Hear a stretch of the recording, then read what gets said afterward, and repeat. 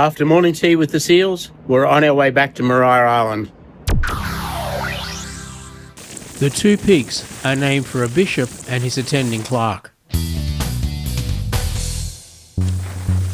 They're an easy guide to get us to Fossil Bay.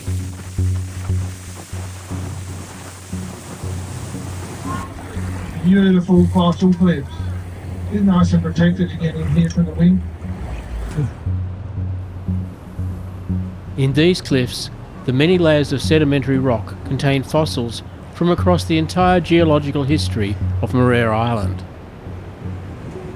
Only accessible by boat, the cliffs descend deep into the ocean.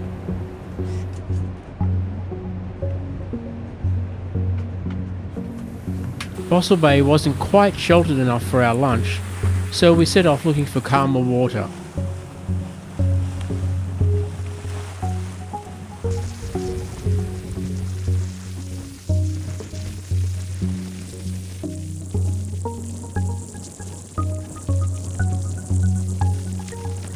We ended up travelling past the wharf and settlement, past the painted cliffs,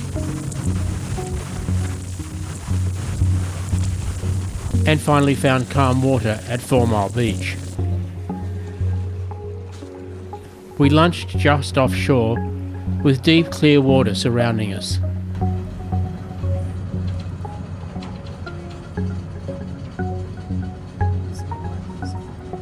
We stopped for a better look at the painted cliffs, a popular photography spot on land as well as from the water, before docking and going ashore at Darlington.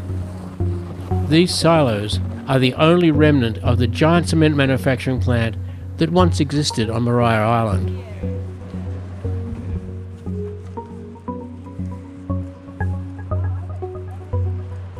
First stop was at the Commissariat store,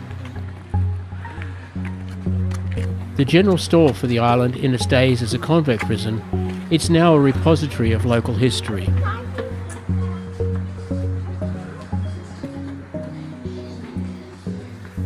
The avenues of trees are spectacular but non-native, and a variation on cypress. They are relatively young, planted after World War II.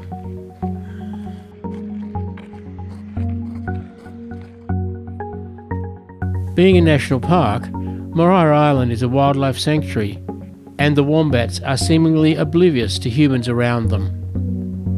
They're macrocarpus, native to North America and Europe. But what's cool about them is that the native birds have loved them and made heaps of nests up here. It's kind of like, oh, there's just a bike. We move over towards me.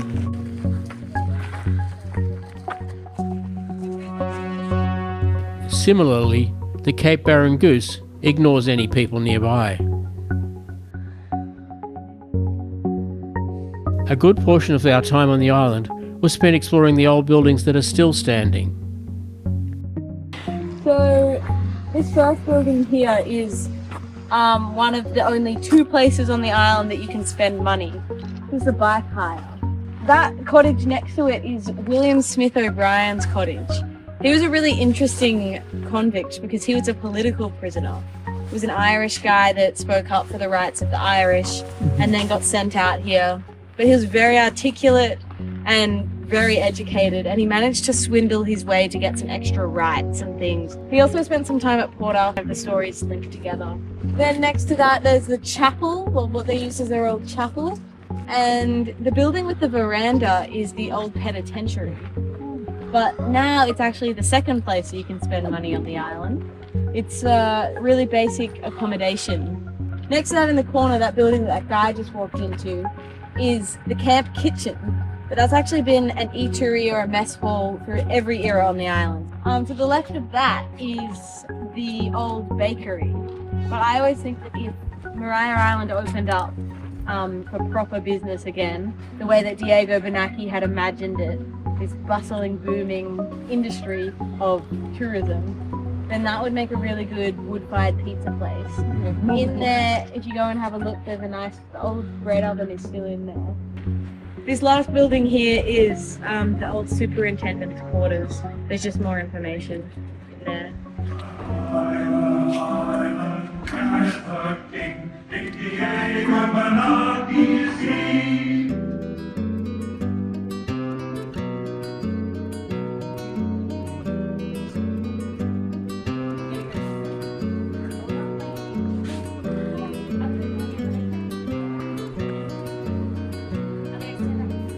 After leaving the settlement, we headed through the bush up to the windswept cape.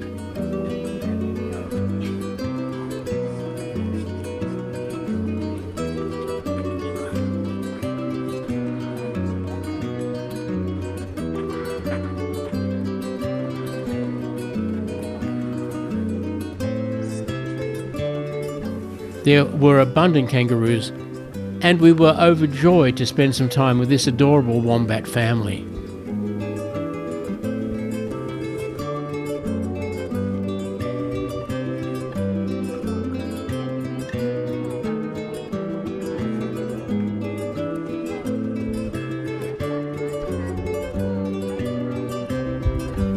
The Grand Hotel was part of a plan to turn Maria Island into a Riviera of Tasmania that never really took off, leaving the Grand Hotel looking a lot less grand.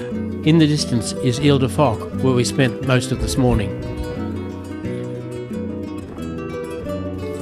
Our Maria Island tour finished where we all do, in the graveyard.